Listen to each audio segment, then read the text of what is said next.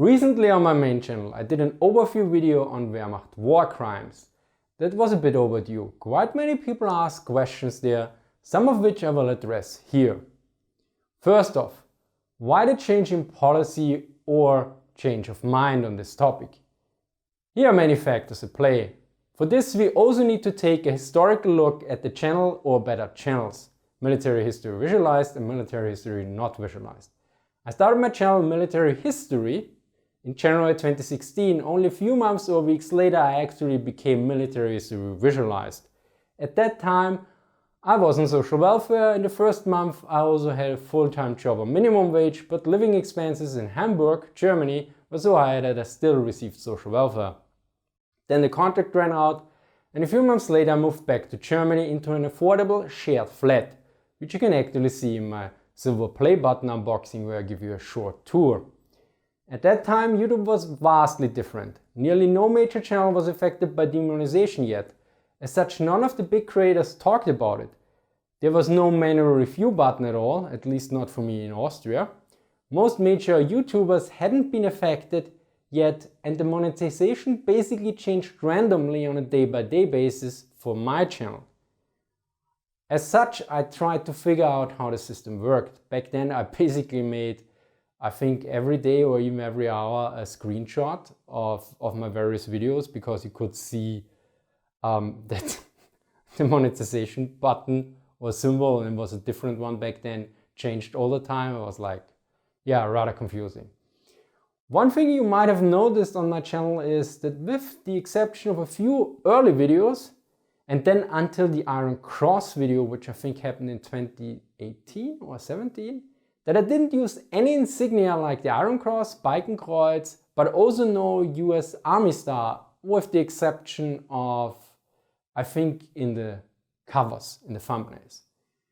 This was due to the fact that I assume, and I had some data on this, that these symbols would be detected by the algorithm and could lead to demonetization.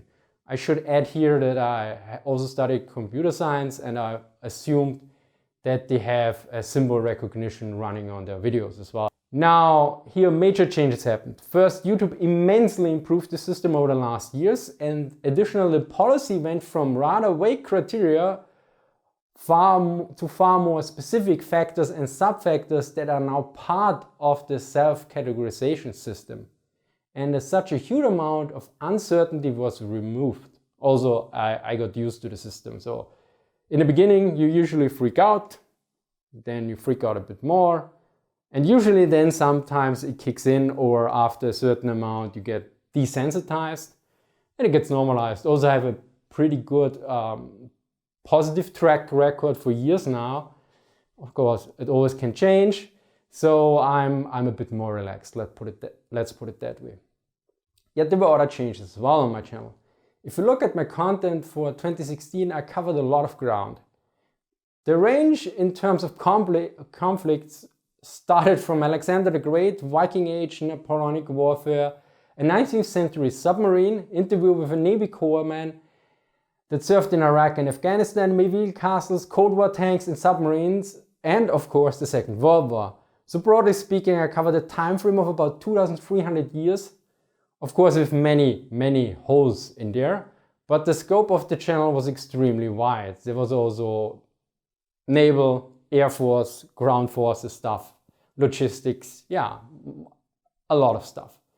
Within the last 2 years, I focused far more on the Second World War, but additionally also far more on the Wehrmacht, specifically its major branch, the German army. There are several reasons for this. First off, I collaborate heavily with Military Aviation History, and he covers the Luftwaffe. By the way, when I say collaborate, I mean collaborate. What a lot of people on YouTube call collaborations are usually just cross promotions. Similarly, since Dracheniffel entered the stage, I also reduced my naval content as well. Second, as an Austrian, I'm a German native speaker, and yes, even when I lived in Hamburg, some Germans couldn't tell anymore. Unlike some Austrians and others, I actually integrated myself into German society. Well, for the most. This of course means I can provide far more value by looking at the German secondary sources like academic books and articles, but also at German primary sources. This means I can look at German reports and army regulations, translate them and provide information that in some cases is either not publicly available at all or would require you to read German. I think two examples for this are the Sturmtiger video and the Nebelwerfer video. But back to war crimes. Back in 2018 I wanted to cover them, although in a proper form, namely in a book. Of course not a complete book on the subject, but one chapter. Yet the book got delayed and I prioritized other projects, so this was not an option anymore, or well, I don't know when the book will be finished. Anyway, furthermore, by spring/summer 2020, in discussions with other historians and related emails, it became rather apparent that my channel had covered a lot of ground when it came to the presentation of the current research about the Wehrmacht, yet with the almost complete exclusion of war crimes. To address this issue and to also have a video in the future I can refer to for war crimes, I finally created the Wehrmacht war crimes video in 2020. So what were some common questions in the comment section? One was, when will you do Generalplan Ost or Allied, Soviet and other war crimes? So generally more war crime videos. Now, for those who don't know, or for those who can't understand or don't want to understand, topics like war crimes are extremely taxing to work on, since you have to be extra careful. The Wehrmacht war crimes video had 3 reviewers of the script and the final video. Usually I have 1 script reviewer at most. And you need to consider here at this point, I have 4.5 years of experience in making YouTube videos. I have written about 350 to 400 scripts in total. I have 500 videos, but a lot of the early not visualized videos were not script, they were just bullet points. The video production in total took 27 hours, yet that doesn't include any minute of the other people involved, nor my preliminary reading on the topic and the various discussions via email, in person and voice chat, which probably would add another 20 hours at least. Because for the book actually I had written a part of the chapter already and did most of the reading there as well. So will I cover other war crimes or other crimes of the Wehrmacht in the near future? Very unlikely. There might be something with interviews with historians, but for the near future I probably won't look into this topic anymore, at least not on the channel. What do I mean not on the channel?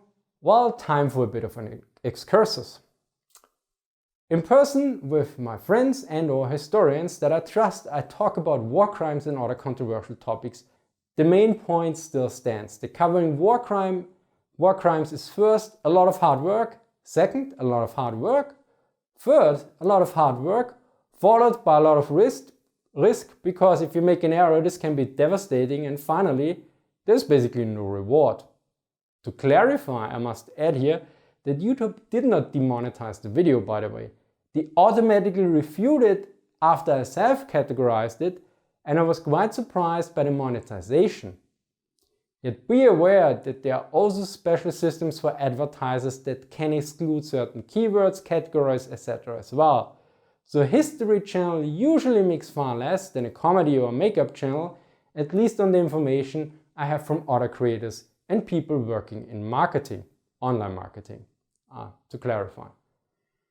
To summarize, in retrospect, you probably can see that this channel and, of course, the main channel have come a long way in the last 2 years. Similarly, the YouTube monetization system has improved dramatically, although most YouTubers, and I was one of them, or still sometimes do, tend to, well, be a bit on the drama side and complain mostly, but hey. There are also some changes for the worse yet. I wouldn't not pinpoint those at YouTube, yet on society as a whole. A lack of nuance, ignorance of factual information and a large portion of hypocrisy seems to be constant in human societies. At least that is my observation in terms of history and what I could witness myself in the last few decades. And I don't think any political side or culture is free from that, by the way. So don't point fingers, please. Well, I think this should cover most of the questions that came up in the comment section of the video. Big thank you here to all my patrons that made such a video possible in the first place. Thank you for watching and see you next time.